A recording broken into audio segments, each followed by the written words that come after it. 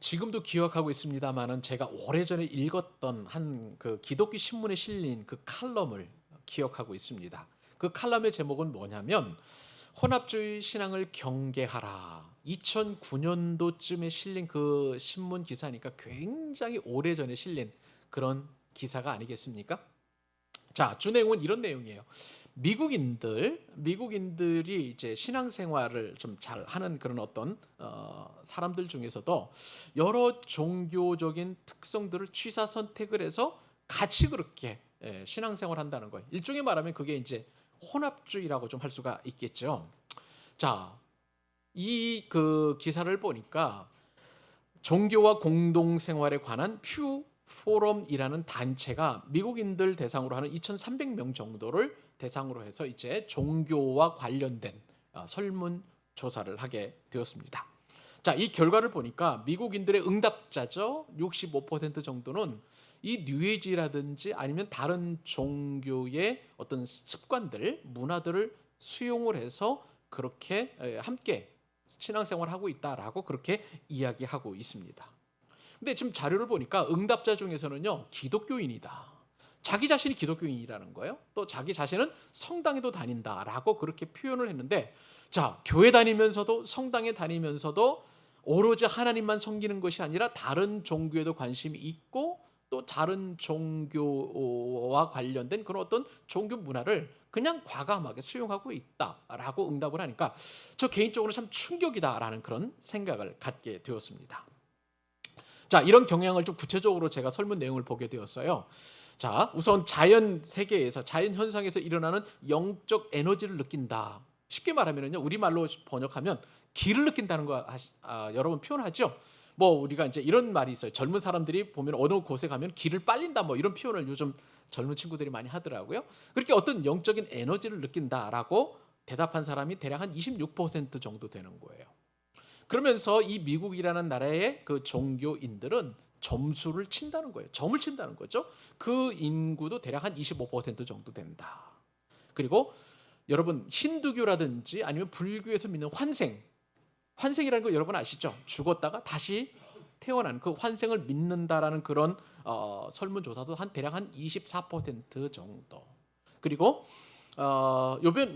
요즘 우리 주변에 참 많이 있습니다만, 원래 이제 이 요가라는 건 여러분 잘 아실 거예요. 건강을 위해서 요가를 합니다만은 원래는 힌두교에서 이제 그 수행을 위해서 하는 그런 운동이 바로 요가입니다. 그런 요가도 얼마든지 받아들일 수 있다. 그런 응답이 대략 한 뭐 23% 정도 그렇게 받아들이게 되었습니다.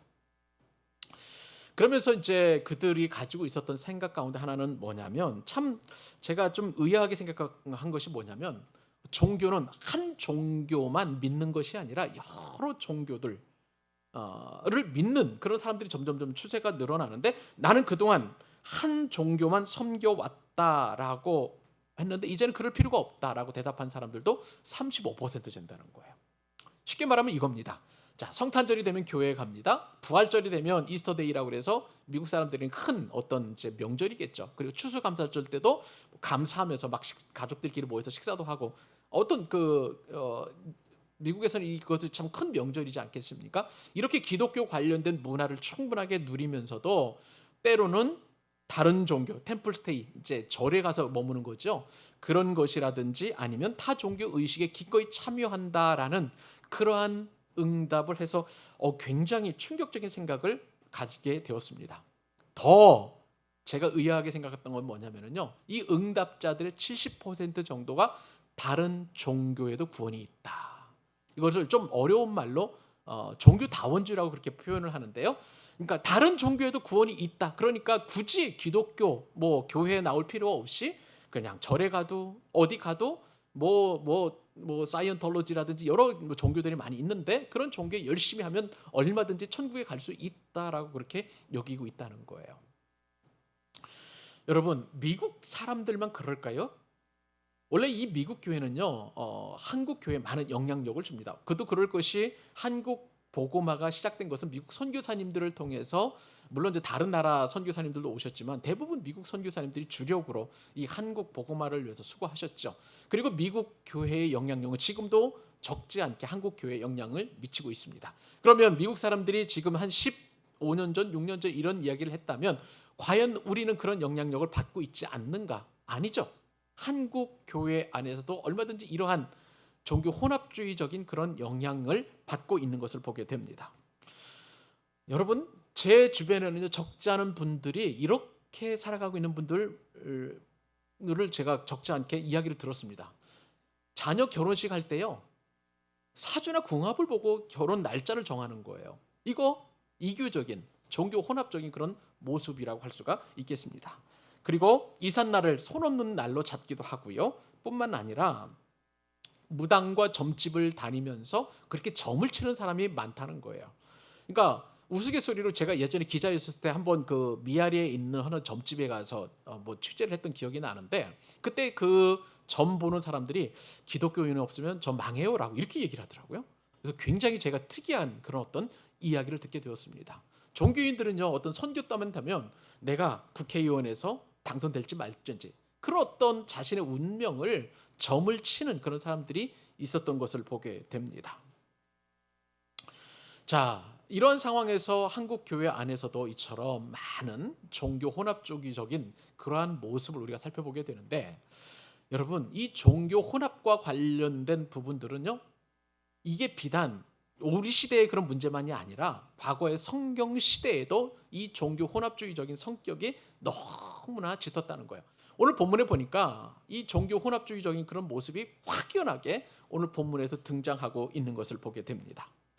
오늘 본문에서 우리는 혼합신앙의 이 진면목을 본다고 해도 과언이 아닌데, 여러분 잘 아시는 것처럼 우리가 지난주까지 살펴보았죠.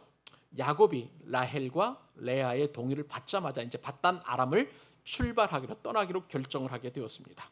자, 그러면서 이제 하나님의 음성을 들었다라고 얘기를 했죠. 하나님께서 말씀하셨습니다.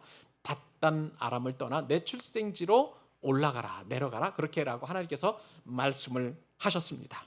자, 그때는 언제였냐면 라반이 양털을 깎는 그런 날이었습니다. 그 날을 택해서 이제 야곱과 그의 가족들은 도망치듯 그 밧담 아람을 이제 출발하게 되었는데, 근데 이 과정을 보니까 야곱이 가족들을 다 낙타에 태우고요, 또 그 다음에 모든 재물들을 다 또 싣고 그냥 그대로 떠나버리게 되었던 것을 보게 됩니다. 이 과정에서 라헬은 드라빔이라는 것을 훔쳐가지고 또 출발하는 것을 보게 되었습니다. 이것이 바로 혼합신앙이라고 할 수가 있겠는데요. 이 혼합신앙, 우리가 성경을 읽을 때 이것을 깊이 묵상하지 않으면 이게 무슨 문제인지 우리는 잘 알지 못해요.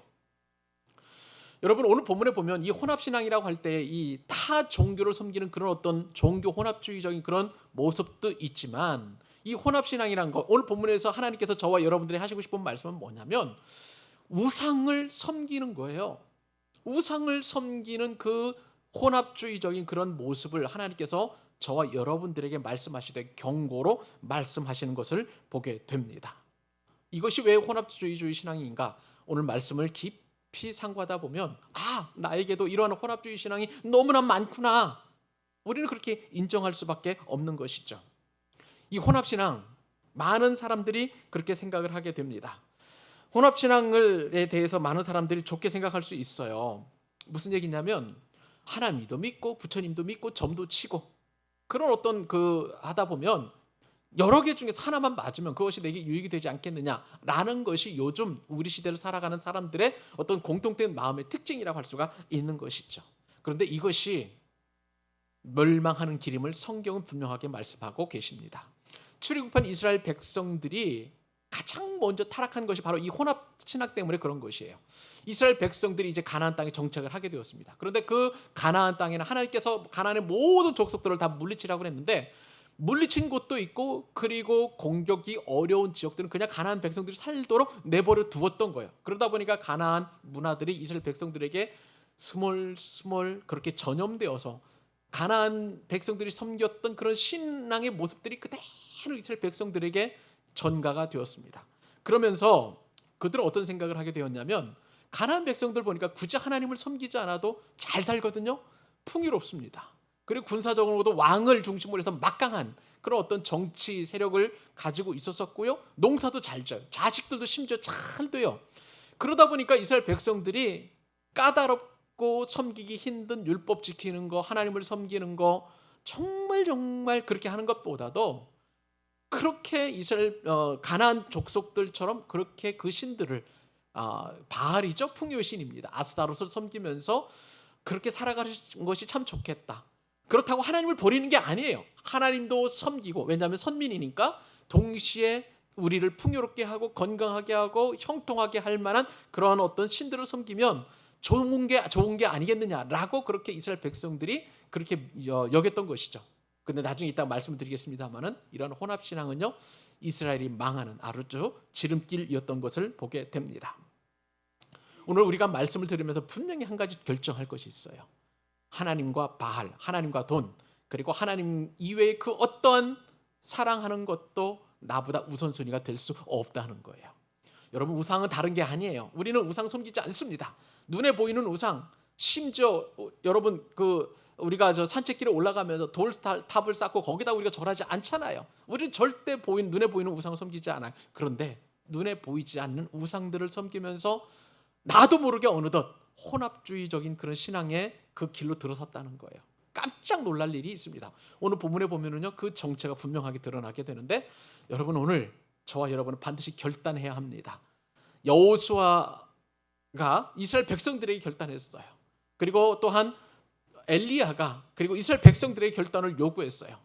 오늘 저와 여러분들은 오직 하나님을 섬기겠다라고 그렇게 결정하고 결단해야 될 줄로 믿습니다. 그것이 바로 우리가 사는 길이고, 그렇지 않으면 우리는 멸망하는 길이기 때문에 그런 거예요. 말씀을 들으면서 저와 여러분은 오직 하나님만 섬기는 그런 결정을 내리는 복된 시간이 되기를 주님의 이름으로 축복합니다. 자, 그러면 여러분, 혼합신앙은 도대체 무엇일까요? 우리에게 있어서 눈에 보이지 않는 그 우상을 섬기는 그 혼합신앙을 우리는 무엇이라고 해야 될까요? 여러분, 우리 안에 있는 그 혼합신앙의 가장 첫 번째는 뭐냐면 가족이라는 것입니다. 눈에 보이지 않는 우상, 그것이 바로 가족이라는 거예요. 자, 라반을 한번 생각을 해보십시다. 라반, 자신이 가지고 있는 재물을 섬기는 아주 그런 사람이었죠. 그런데 그 라반을 야곱이 떠나려 합니다. 야곱은요, 그동안 잘 참았어요. 무려 품삯을 10번이나 변경할 정도로 그렇게 라반이 그렇게 무지막지하게 야곱의 것을 빼앗았지만, 야곱은 그래도 잘 참았다가 이제 하나님의 음성을 듣고 떠나게 되었는데, 10번 참다가 11번째 무너진 사람이 바로 야곱이었습니다. 왜 무너졌을까요? 오늘 본문에 보면은 그 혼합주의적인 그런 신앙 때문에 무너졌는데, 그 첫 번째가 바로 가족 때문에 그런 것이에요. 여러분, 같이 한번 17절 읽어주시기 바랍니다. 자, 읽어주시면 고맙겠습니다. 시작. 야곱이 일어나. 여러분, 제가요, 창세기에서 이 야곱과 라반의 이야기를 묵상하면서 헷갈리는 부분이 하나 있어요. 여러분, 저한테 대답 좀 해주세요. 라반이 나쁜 사람입니까? 아니면 야곱이 나쁜 사람입니까? 목사님, 그거 다 아는 얘기를 왜 저한테 물어보세요? 그런 표정이신데. 라반은요, 원래 나쁜 사람이에요. 그죠? 정말 무지막지하고, 그리고 자신의 유익을 위해서라면 라반은 그냥 누구나 다 인정하는 그런 어떤 사람이라고 할 수가 있겠습니다. 자, 그런데 오늘 말씀을 잘 보니까 라반 못지않게 야곱도 아주 나쁜 방법, 악한 방법을 쓰고 있다는 거예요. 라반이요, 여러분 잘 아시는 것처럼 원래 악질이에요. 그렇지만 야곱도 그럴 줄은 우리가 미처 몰랐습니다. 그러니까 라반과 우리가 야곱을 깊이 묵상하면 묵상할수록 누가 착하고 누가 선한지, 누가 악하고 누가 악질인지 서로 간의 분간이 잘 안 되는 모습을 보게 됩니다. 야곱의 가장 두드러운 특징 가운데 하나는 뭐냐면요, 문의는 하나님의 백성이에요. 하나님이 택하신 그런 족장입니다. 그렇지만 행동은 전혀 하나님의 백성답지 못하고 믿음의 족장답지 못한 그런 행동을 하고 있는 것을 보게 돼요. 자, 오늘 여러분들이 17절을 읽어주셨는데 이 본문을 잘 읽어보면 분명히 지금 야곱은 그 가족들을 데리고 믿음의 땅 가나안으로 가는데, 이 야곱의 모습이 전혀 믿음의 사람답지 못하다는 거예요. 왜냐하면요, 제가 볼 때에 야곱은 지금 우선순위가 바뀌어져 있습니다. 자, 야곱이 아침 일찍 일어나자마자 한 일이 있어요. 여러분 성경 잘 보세요. 제 성경에 보니까 야곱이 일어나서 자식들과 아내들을 어디에 태웠어요? 낙타에 태웠어요. 만약에 여러분 같으면 믿음의 사람들이라면 가장 먼저 해야 될 것은 뭐예요? 자, 여러분들이 직장에 출근하기 전에 가장 먼저 집에 나설 때 하나님 앞에 기도를 합니다. 교회 와서도 하나님 앞에 기도하죠. 자, 어느 출발선상 굉장히 중요한 거예요. 이 일정은. 그러면 가장 먼저 믿음의 사람이 해야 될 것은 하나님 앞에 기도하는 거예요. 하나님 앞에 예배를 드리는 거예요. 자, 그러면 야곱이 지금 그렇게 하나님 앞에 예배하거나 제단을 쌓거나 내지는 기도하고 출발한다라는 내용이 여러분의 성경에 기록되어 있나요? 없어요. 그냥 야곱이 아침에 일찍 일어나자마자 한 일은 그냥 자신들이 가장 귀하게 여기는 내 아내들과 그리고 12자녀들을 낙타에 태우고 출발하는 것을 보게 됩니다. 낙타요? 굉장히 귀한 그런 어떤 교통수단입니다. 지금으로 말하면 최고급 외제 승용차에 이 가족들을 다 태운 것이라고 볼 수가 있겠습니다. 가장 귀하니까 가장 귀한 그런 교통수단인 낙타에 이 가족들을 다 태운 것 아니겠습니까? 제가 볼 때 성경은요, 이 야곱이 유별나게 가족을 사랑하는 사람으로 그렇게 등장시킨 그런 인물로 등장합니다. 저는 그것을 보면서 굉장히 아름답게 보여요. 그러나 여러분, 아무리 가족을 사랑한다 할지라도, 아무리 가족을 귀하게 여긴다고 할지라도 하나님보다는 앞서면은 안 되는 것 아니겠습니까? 만약에 야곱이 하나님께 대한 신앙이 온전했다면 모르긴 몰라도 가족들을 낙타에 태우는 일들보다도 우리 지금 이제 믿음의 땅으로 돌아가게 되었으니 우리 한번 기도하십시다. 자, 아내들이요, 그리고 자녀들이요, 다 같이 우리 손을 잡고 우리 손잡고 기도합시다 라고 그렇게 하면서 이제 영적인 가장의 역할을 분명히 했었을 것이라고 저는 생각이 됩니다만, 그런데 야곱은 전혀 그런 모습을 보이지 않더라는 거예요. 여러분, 이 중요한 순간에 야곱은 하나님을 잊고 있었다는 사실을 우리는 기억할 필요가 있습니다. 그런데 야곱은 그렇지 않아요. 가족을 먼저 챙기고 있습니다. 교회 성도 중에도 그런 분이 계세요. 하나님을 사랑하느냐, 가족들을 사랑하느냐. 자, 우리가 신앙생활 잘 하면서도 불구하고 참 가족들은 먼저 사랑해야죠. 가족들이 더 우선 아니겠습니까? 라고 그렇게 대답하는 분들이 한국 교회 안에는 적지 않은 것입니다. 여러분, 남편이 먼저입니까? 하나님이 먼저입니까? 아내가 먼저입니까? 하나님이 먼저입니까? 내 금쪽 같은 자녀들이 먼저입니까? 아니면 하나님이 먼저인가요?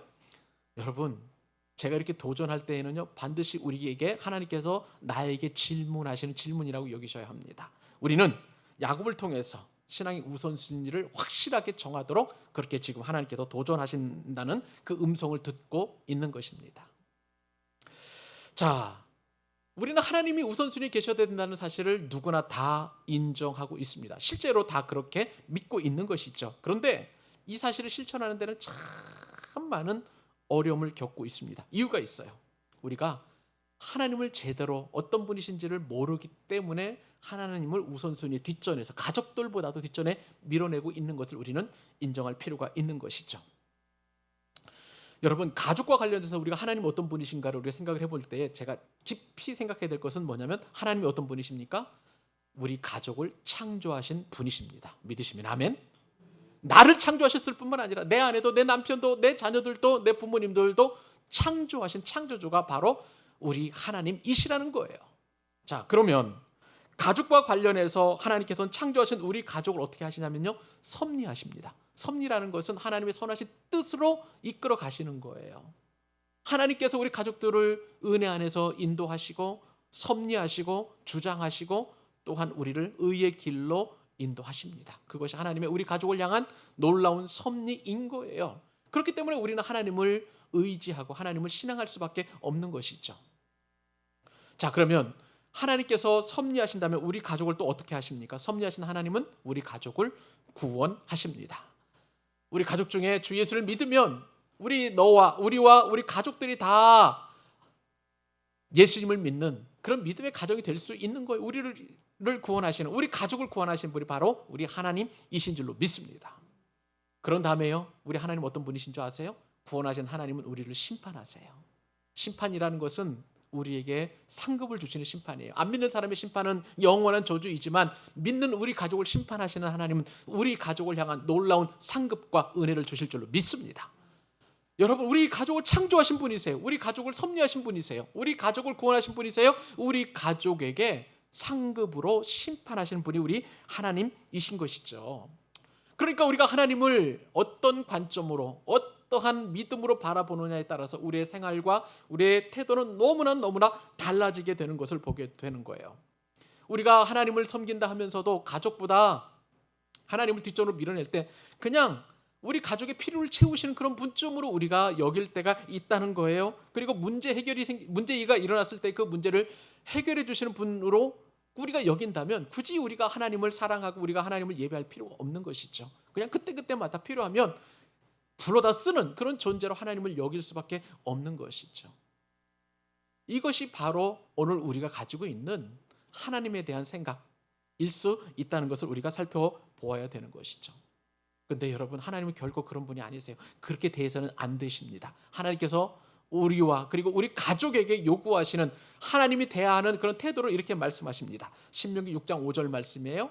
너는 마음을 다하고, 너는 여기에 우리 가족을 넣으면 돼요. 너와 너의 가족은 마음을 다하고 뜻을 다하고 힘을 다하여 너의 가족의 하나님을 사랑하라. 여러분, 아무리 가족이라 할지라도요, 하나님보다 앞설 수는 없는 것이죠. 하나님에 대한 사랑은요, 단순히 그런 연민의 대상으로 알라는 그런 수준이 아닙니다. 하나님을 높이고 우리 가족이 하나님을 경배하고 하나님을 예배하고 하나님께 전적으로 의지하라는 그런 의미를 담아서 우리가 마음과 뜻과 성품과 힘을 다하여 그 하나님을 사랑하라고 우리 가족에게 그렇게 요구하시고 요청인 것이죠. 이것이 바로 피조물된 우리 가족의 의무인 줄로 믿습니다. 근데 문제는 우선순위예요. 우선순위예요. 하나님을 사랑하는 게 절대 쉽지 않습니다. 여러분, 우리가 가족을 사랑하는 것은 인륜이라고 할 수가 있겠습니다. 사람의 근본된 도리이죠. 성경에서는 결코 가족을 사랑하는 것에 대하여 무시하거나 내지는 배타하라고 그렇게 얘기하지 않습니다. 반드시 지켜야 되는데 문제는 뭐냐면 이것보다 더 중요한 명령이 있어요. 하나님 사랑은 인륜보다도 높은 천륜인 줄로 믿습니다. 여러분, 쉽게 말하면 천륜이 먼저예요? 인륜이 먼저예요? 하나님 사랑이 먼저입니까? 가족 사랑이 먼저입니까? 이것을 우리가 깊이 알아야 된다는 것이에요. 그러니까 내가 하나님보다 가족의 우선순위를 두는 그 인륜으로 가족을 우리가 보호하고 가족을 아낀다고 할 때 여러분, 그 아낌이 영원토록 지속되는 건가요? 그리고 가족을 보호한다고 할 때 내 힘으로 보호할 수 있는 힘은 어느 정도까지입니까? 완벽한 보호인가요? 아니에요. 그렇기 때문에 하나님께서 우리 가족을 보호해 주셔야만 하는 그러한 당위성이 오늘 본문 가운데 있다는 것이죠. 가장 바람직한 그림을 한번 그려봅니다. 사랑하는 모든 가족들, 내가 정말 사랑하는 가족들이 다 손을 잡고 하나님을 예배하는 거예요. 하나님을 찬양하는 거예요. 하나님을 경배하는 거예요. 하나님의 이름을 높여드리는 거예요. 그러면 이것만큼 가장 좋은 가족 사랑은 없는 줄로 믿습니다. 하나님 먼저 사랑할 때에 하나님께서 우리 가족을 보호하시고 사랑해 주시는 것이지, 내가 하나님보다 가족을 먼저 우선순위에 뒀다고 해서 내가 가족을 영원토록 보존하고 보호하고 아끼고 그리고 그 가족의 평안과 안위를 보장할 수 없다는 거예요. 그렇기 때문에 우리 가족을 보호하는 가장 중요한 길은, 가족을 사랑할 수 있는 가장 중요한 길은 하나님을 먼저 사랑하는 것임을 우리는 알아야 되는 것이죠.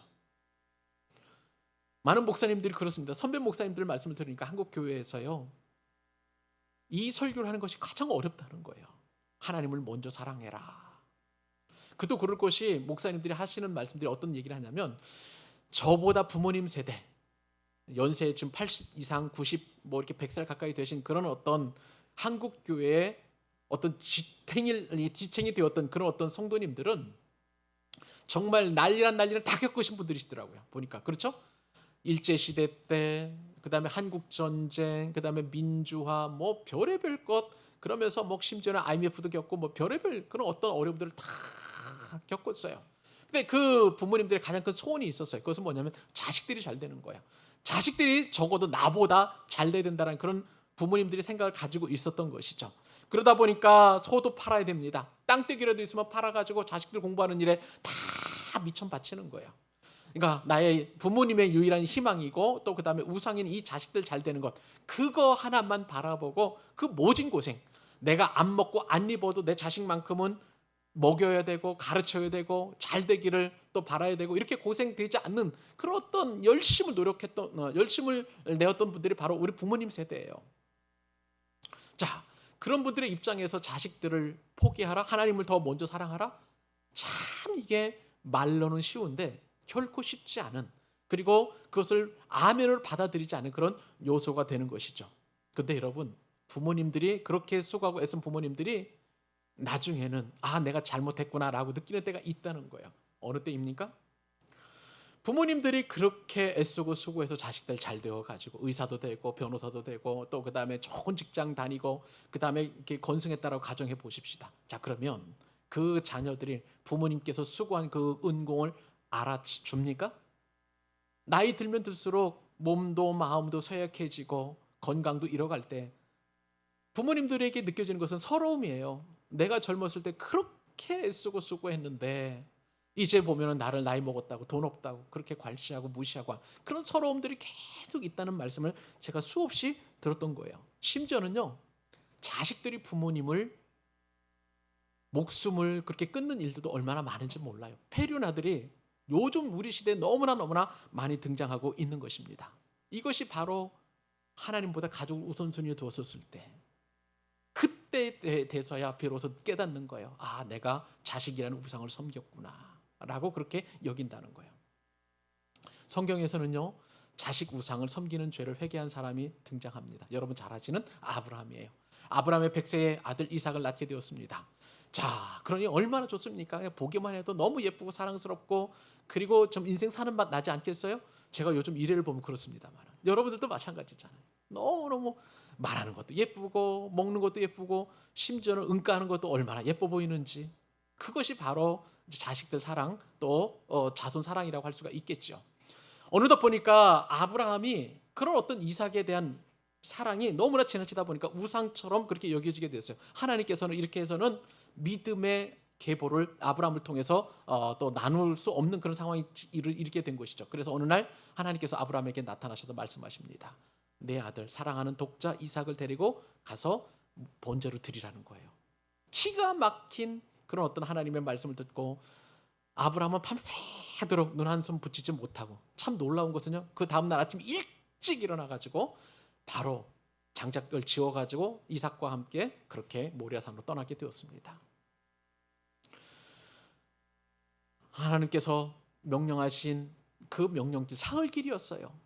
그런데 아브라함은 그 길 걸어가면서 하나님 앞에 수없이 많은 마음속에 질문들이 있었음에도 불구하고 끝내는 모리아산 정상까지 올라가서 제단을 쌓고, 그리고 이삭을 묻고 번제물로 드리기 위해서 이제 제단 위에 눕혔습니다. 그리고 날카로운 칼, 밤새도록 갈았을 것이에요. 왜냐하면 칼이 무디면 이삭이 얼마나 고통스러울까요? 그 날카로운 칼로 이삭을 제물로 바치기 위해서 손을 번쩍 들었을 때 하나님께서 아브라함아 아브라함아 멈추라고 말씀하시고요. 그리고 이제 네가 나를 사랑하는 줄 내가 알겠다. 아들 우상을 버렸다는 것을 하나님께서 인정하신 것이죠. 그리고 아브라함의 그 회개를 받아주시고 하나님께서 수풀에 순양, 수풀에 머리가 걸린 순양을 준비해 두셨죠. 아브라함은 그것을 잡아서 하나님 앞에 제물로 드렸습니다. 사랑하는 여러분, 이때 하나님께서는요, 아브라함으로 하여금 이처럼 하나님을 사랑하는 것이 얼마나 소중한지, 아브라함이 이삭을 사랑하는 것보다 하나님께서 이삭을 사랑할 때에 이삭은 아브라함의 뒤를 이어서 믿음의 족장 역할을 감당했고요, 순종을 그대로 받는 순종의 사람이 되었던 것이고요. 그리고 아브라함이 생각지도 못했던, 그리고 하나님께서 약속해 주셨던 대로 이삭을 믿음의 계보에 당당하게 오르게 하셔서 그렇게 이삭은 아버지를 존경하게 되고 사랑하게 되었고, 그리고 믿음의 계승자가 되는 놀라운 축복을 받게 되었던 것이죠. 우리 이 시간 결단하십시다. 우리는 가족을 우상으로 섬기는 것보다 하나님을 순종할 때 하나님 우리 가정에 준비하신 놀라운 여호와 이레의 복을 주실 줄로 믿습니다. 그 복을 우리가 받아 누려야 되는 것이죠. 여러분, 오늘 본문에서 또 우리가 살펴봐야 될 것은 또 다른 우상이 있다는 거예요. 그것은 여러분 놀랍게도 돈입니다. 야곱은 밧다나마람에서 모은 가축을 데리고 이제 출발하게 되었습니다. 그런데 이번에는요, 하나님보다 더 사랑하는 것, 첫 번째는 가족이었고 두 번째는 재물, 곧 돈에 관련된 내용이 오늘 본문에 등장하고 있습니다. 18절 말씀 읽어주시겠어요? 시작. 그 모은 바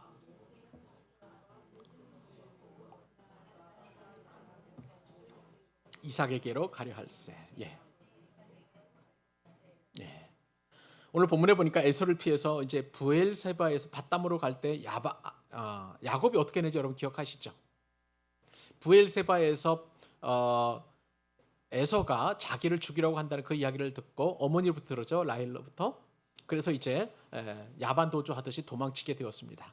자, 그런데 그 도망치는 과정 속에서 베델에서 하나님을 만났던 사람이 바로 야곱이었어요. 그리고 이 밧담 아람에서 무려 20년 동안 종살이하면서 계속 야곱과 함께 해주시고, 그리고 꿈에서 나타나서 말씀해 주시고 야곱에게 복을 주신 분도 하나님이셨어요. 심지어는 야곱이 이제 이 밧담 아람에서 그동안의 모든 노예 생활을 청산하고 다시 브엘세바로 돌아가도록 그렇게 말씀하신 분도 하나님이셨어요. 그것을 아내들에게 얘기하지 않겠습니까? 자, 이렇게 하나님을 깊이 체험하고 하나님을 만나고 하나님으로부터 음성을 듣고 또 하나님의 뜻에 따라서 이렇게 믿음의 발걸음을 내딛는데, 말씀을 드린 대로 기도나 또 제단을 쌓는 것보다 가족들 먼저 챙겼죠. 그 다음에는 그가 20년 동안 모았던 모든, 성경에 보세요 여러분, 그 모은 바 모든 가축과 모든 소유물, 모든 것들을 다 가지고 이제 브엘세바로 출발하는 것을 보게 되었습니다. 야곱에게는요, 가족 못지않게 재물도 너무나 중요한 우상이었다는 것을 오늘 본문을 통해서 우리가 알게 되는 것이죠. 성경에는요, 이것에 대한 얘기를 굉장히 많이 해요. 성경에서 가장 많이 등장하는 주제는 사랑입니다. 사랑 다음에 많이 등장하는 주제가 뭐냐면 바로 이 돈과 관련된 주제예요. 신구약 성경을 보니까 이 돈과 관련된 돈, 예물, 금, 은, 보석, 보화 뭐 이런 표현으로 해가지고 이 돈과 관련된 그 성경 구절이 무려 700개 정도가 되고요. 예수님께서도 이 땅에 오셔서 공생에 사시면서 말씀하신 내용 가운데 비유의 말씀 많이 하셨잖아요. 그 비유의 말씀 가운데 3분의 2, 뭐 잃어버린 드라크마의 비유, 잃어버린 양의 비유, 뭐 그다음에 또 무슨 뭐 달란트 비유, 이런 어떤 비유들을 해가지고 돈과 관련된 그 비유의 말씀을 3분의 2 정도 말씀하신 것을 보게 됩니다. 왜 이렇게 성경은 돈에 대해서 많이 말씀할까요? 돈이 그만큼 우상 역할을 하기 때문에 그런 거예요. 하나님 없이도 충분하다라는 그런 느낌을 들 정도로 그렇게 우상 역할을 하는 것이 바로 돈이라는 것을 우리가 알게 됩니다. 여러분, 이 돈은요, 오늘 우리에게도 너무나 많은 우상 역할을 하는 것을 보게 돼요. 우리가 이 혼합신앙을 탈피하기 위해서는 반드시 이 돈과 관련되어서 정확한 우선순위를 설정해야 될 줄로 믿습니다. 성경에서는 돈 자체를 긍정하거나 부정하지 않아요. 같이 중립적이에요. 그런데 이 돈을 어떻게 하느냐에 따라서, 어떤 대상으로 여기느냐에 따라서 돈이 우리에게 유익을 주기도 하고 돈이 우리에게 우상 역할을 하기도 하는 것이죠. 그렇기 때문에 성경 시편 115편 4절에 보면 돈을 이렇게 표현합니다. 그들의 우상들은 은금이요 사람이 손으로 만든 것이라. 그리고 디모데전서 6장 9절로 10절 말씀 띄워주세요. 거기에 보면 부하려 하는 자들은 시험과 올무와 여러 가지 어리석고 해로운 욕심에 떨어지나니 곧 사람으로 파멸과 멸망에 빠지게 하는 것이라. 자, 그 다음에 뭐가 일만하게 뿌리가 되냐면 돈을 사랑하는 거예요. 돈을 사랑하는 거예요. 돈 자체가 일만하게 뿌리가 아니라 돈을 사랑하는 것이 일만하게 뿌리라고 그렇게 성경은 분명하게 말씀하시고요. 이 돈을 탐내는 자들은 미혹을 받아 믿음에서 떠나 많은 근심으로써 자기를 찔렀도다. 여러분, 돈 좋아하지 않습니까? 저도 돈 좋아해요. 네. 여러분들도 돈 좋아할 줄로 압니다. 예나 지금이나요, 세상의 만몬이라고 하는 거, 돈의 신이 만몬이라고 보통 얘기를 하거든요. 이 만몬이나 그리고 물질이 정말 세상 사람들이 좋아하는 그러한 우상인 것이죠. 돈이 모든 것보다 다 위에 있는 거예요. 돈이면 다 되는 것으로 그렇게 세상 사람들은 여기고 있고요. 심지어는 교회 다니는 사람들도 그래요. 여러분 보세요. 우리가 돈이 없어서 하나님의 일을 못하고 돈이 없어서 뭐를 못하고 하는 그런 일들 우리가 얼마나 많이 말하는지 몰라요. 우리가 섬기고 싶어도 봉사하고 싶어도 선교하고 싶어도 돈이 있어야 하지요 라고 그렇게 이야기할 때가 참 많습니다. 하나님을 섬기는 일에 있어서도 돈은 많으면 많을수록 좋다는 것이 바로 우리 생각이라고 할 수가 있는 것이죠. 여러분, 돈은요, 우리가 많이 번다고 해서 버는 게 아니에요. 돈의 주관자는 누구일까요? 돈의 주권자는 누구일까요? 하나님이신 줄로 믿습니다. 지난 시간에 우리가 말씀을 나눴잖아요. 세상 사람들 돈을 많이 버는 것은 이유는 딱 하나예요. 우리가 하나님의 일을 할 수 있도록 그 돈을 많이 벌게 하는 것이죠. 그들은 지혜로운 사람들이에요. 그래서 돈 버는 방법을 귀신같이 알고 있습니다. 그들이 하는 사업들마다 남을 속여서라도 동쳐서라도 심지어는 폭력을 행사하라도 어떤 방법을 통해서 돈을 많이 벌고요. 그렇게 자신을 위해서 축적하고 쌓습니다. 그런데 결국은 그 돈들은 하나님을 위해서 그리고 하나님의 일을 하는 주의 백성들을 위해서 그 돈이 다 쓰여지게 된다는 것이죠. 그렇기 때문에 우리는 돈에 관한 한 우선순위를 둘 필요가 없는 것이고요. 그 돈의 주권자이시고 주관자이신 하나님을 신뢰할 때 우리는 돈을 우상으로 여기지 아니하고 하나님을 철저히 신뢰함으로 인하여 그 돈을 우리의 밑에 두고 우리가 사용할 수 있는 줄 믿으시기 바랍니다. 그렇기 때문에 여러분, 돈이 내 영혼을 갉아먹지 않도록, 돈이 내 영혼의 우상 역할을 하지 않도록 우리는 늘 돌아보아야 되는 것이죠. 여러분, 그래서 여러분들 돈과 관련되어서 이런 기도를 꼭 하실 수 있기를 바랍니다. 한 가지 팁을 말씀을 드리면 새벽 기도회 때 나눴던 말씀인데요. 잠언의 저자인 아굴이 이렇게 기도했습니다. 잠언서 30장 7절로 8절 같이 한번 읽어볼까요? 시작. 내가 두 가지 일을 주께 구하였사오니 내가 죽기 전에 내게 거절하지 마시옵소서. 곧 헛된 것과 거짓말을 내게서 멀리 하옵시며 그 다음에 나를 가난하게도 마옵시고 부하게도 마시옵고 오직 필요한 양식으로 나를 먹이시옵소서. 너무 가난하면 우리가 시험에 들어요. 너무도 부하면 우리가 또한 교만해져요. 그러니까 꼭 필요한 만큼만 우리에게 돈을 주십시오라고 기도하는 저와 여러분이 되신다면, 우리가 하나님을 우선순위에 두면 돈은 자연스럽게 제2순위로 3순위를 밀려나게 되어 있습니다. 그래서 돈을 우상 숭배하지 않게 되는 것이죠. 혼합신앙에서 벗어날 수 있는 것입니다. 그 은혜를 여러분들 누리실 수 있기를 주님의 이름으로 축복합니다. 마지막으로 혼합신앙의 가장 또 주된 주범은 뭐냐면 드라빔이에요. 드라빔. 야곱은 도망치기 가장 좋은 때에 이제 라반을 떠나게 되었습니다.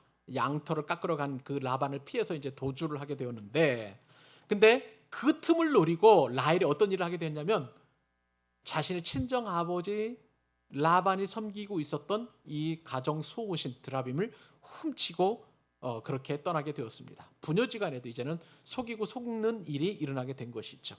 여러분 19절로 20절 한 번만 더 읽어주시기 바랍니다. 시작. 그때에 라반이 양털을 깎으러 갔으므로 라헬은 그의 아버지의 드라빔을 도둑질하고 야곱은 그 거취를 아람 사람 라반에게 말하지 아니하고 가만히 떠났더라. 아멘.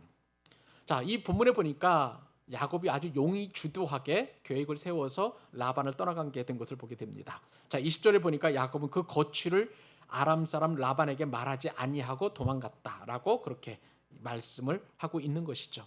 그때는 언제냐면 라반이 양털을 깎으러 사흘길 떨어져 있다고 그랬었어요. 예전에 라반의 아들들이 아롱지고 점이 있고 얼룩얼룩한 그 양떼들과 염소떼들을 아들을 통해서 사흘길 떨어진 곳에 개인 목장을 놔두고 그쪽으로 다 보냈다고 그랬죠. 그 사흘길 떨어진 곳으로 가서 이제 양털을 꼭 깎으러 간 것입니다. 이 양털 깎는 일은요 굉장히 중요한 일이었어요. 농사로 말하면 이제 추수를 하는 것인데요.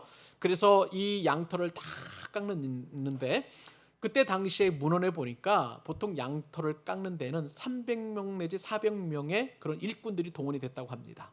그러니까 이 300명과 400명 정도의 그 일꾼들이 사흘 밤낮을 계속 양털을 깎는 거예요. 그때 지금처럼 뭐 이렇게 좋은 변변한 가위가 있었겠습니까? 정말 어떻게 해가지고 양털을 뭐 그냥 그 도구를 가지고 깎는데 얼마나 시간이 오래 걸렸겠어요. 그래도 그 고된 일을 하게 되면 이제 너무나 수고했기 때문에, 너무나도 중한 노동이었기 때문에 끝나고 나면 또 잔치를 벌이는 것이죠. 마치 추수한 날에 잔치하는 것처럼 그렇게 잔치를 벌이게 되었습니다. 라반이 그 일을 하고 있는 동안, 그러니까 라반이 어떤 이 야곱이 설마 떠나리라 그런 어떤 마음이 있었을 거예요. 그러니까 그냥 멀리 떨어져 있는 것이죠. 야곱은 그때를 놓치지 않고 바로 아침에 일어나자마자 이제 그 상황에서 떠나버리게 되었는데, 그때의 부창부수라고요. 그 아내, 그 남편 아니겠습니까? 그 남편이 그 아내라고. 야곱이 속이 잘하니까 이 라헬도 속이고 아버지가 그렇게 중요하게 여기는 이 드라빔을 가지고 훔치고 도망친 거예요. 여러분 한번 이 사진을 한번 보세요. 여러분 드라빔이 어떤 것이냐면 대략 한 20cm에서 50cm 정도 되는 우상인데 대부분 나무나 돌로 만든 그런 우상입니다. 사진 지금 보여주시면 보세요, 여러분. 자, 이렇게 사람 모양을 한 그런 모습을 가지고 있는 것이죠. 그러니까 대략 50cm 정도 되면 길어야 이렇게 손마디 손끝에서부터 이 정도 되는 것이니까 이것을 숨기고, 작은 건 20cm 정도 이만한 거니까 이 라헬이 낙태 속에다, 안장 속에다 이 드라빔을 숨기고 그렇게 가지고 도망친 것이죠. 여러분, 라헬이 왜 이 드라빔을 가지고 갔었을까요? 여러 가지 이유가 있어요. 우선은요, 그때 당시에 이 메소포타미아 지역에서는 이 드라빔이 가정 수신이 되어서 가정을 지켜주는, 가정의 건강과 가정의 어떤 재물을 주는 그런 신호로 많은 사람들이 그렇게 여기고 있었던 것이죠. 그러니까 드라빔을 가지면 부유가 된다는 그런 어떤 우상에 대한 그런 생각을 가지고 있었던 것이죠. 이 드라빔은 또 어떤 특징을 또 가지고 있냐면, 이 드라빔을 가지고 있는 자녀는요, 다른 자녀에 비해서 장자 몫의 유산을 받습니다. 장자는 그때 당시에 보통 50%를 받거든요, 유산에. 그러니까 많은 그런 어떤 유산을 받게 되는 거예요. 그동안 아버지 라반이 남편의 품삯을 계속 바꾸고 또 남편 것을 빼앗고 하는 거 보니까, 이제 아버지가 죽게 되면 그 유산을 내가 이거 가지고 있음으로 말미암아서 내가 50%는 내 몫으로 챙기겠다라고 하는 라헬의 계산이 있었던 거예요. 그런데 라헬이 이 드라빔을 가지고 있었던 결정적인 이유는 뭐냐면요, 이 드라빔이 보통 다산의 신으로 그렇게 여겨지게 되었습니다. 많은 자녀들을 낳는 거예요. 여러분, 여전히 라헬은 요셉을 낳았음에도 불구하고 이 언니와의 경쟁에서 반드시 이겨야 될 목적으로 예전에는 합판체를 요구하지 않나, 이번에는 라반이 그토록 중요하게 여기는 이 드라빔까지 훔치고 도망가는 것을 보게 되는 거예요. 근데 여러분, 라헬의 이 드라빔을 훔친 것은요, 훗날 이스라엘 백성들 가운데 두고두고 이스라엘 신앙의 발목을 잡는 것을 보게 됩니다. 여러분 한번 보실래요? 사사 시대라면 어떤 시대입니까? 이스라엘 백성들이 가나안 땅에 정착하고 그 이후에 여호수아가 죽게 난 이후에 사사가 통치하던 그 시대에 드라빔이 이스라엘 사람들의 마음을 휘어잡았고 미혹했어요. 자, 사사기 17장 5절과 6절. 그 사람 미가에게 신당이 있으므로 그가 에봇과 드라빔을 만들고 한 아들을 세워 그의 제사장으로 삼았더라. 그때에는 이스라엘의 왕이 없으므로 사람마다 자기 속에는 옳은 대로 행하였더라. 드라빔이 어느 가정마다 다 있어가지고요, 그 가정의 수신으로 이렇게 추앙받는 그런 시대가 되어버렸다는 거야. 혼합신앙이죠.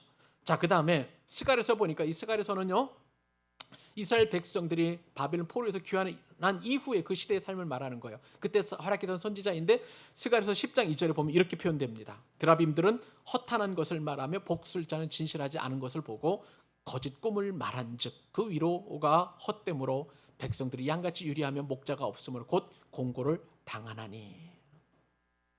여러분, 드라빔은요, 내 가정에 번영을 줄 것, 나의 가정에 또 돈을 주고 그리고 건강하게 하고 내 자손들의 앞길을 예비하는 그 어떤 것, 여기는 것, 그것이 바로 드라빔인 것이죠.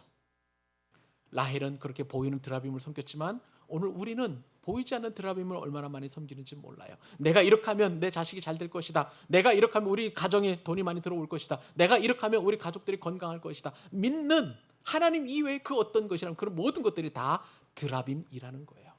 여러분에게는 그런 드라빔이 없습니까? 여러분, 우리 이 시간 믿음으로 결단하십시다. 하나님 외에 그 어떤 것도 우리의 삶의 우선순위에 놓일 수 없습니다. 하나님 우선주의, 성경 우선주의, 하나님 제일주의가 저와 여러분이 사는 지름길인 줄로 믿습니다. 이것이 생명의 길이고, 이것이 은혜의 길이고, 이것이 진정한 축복의 길이고, 나와 내 가족이 잘 되는 길이고, 우리 교회가 잘 되는 길이에요. 하나님 앞에 저는 철저하게 혼합신앙을 다 내어버리고, 내가 그동안 하나님보다 더 사랑했던 가족들, 내가 하나님보다 더 사랑했던 돈, 그리고 이것만 있으면 내가 더 잘 될 것 같다고 여겨지는 그 어떤 신념이나 무형의 드라빔들 다 내려놓고 하나님만 섬기는 저와 여러분 되시기를 우리 주님의 이름으로 축복합니다.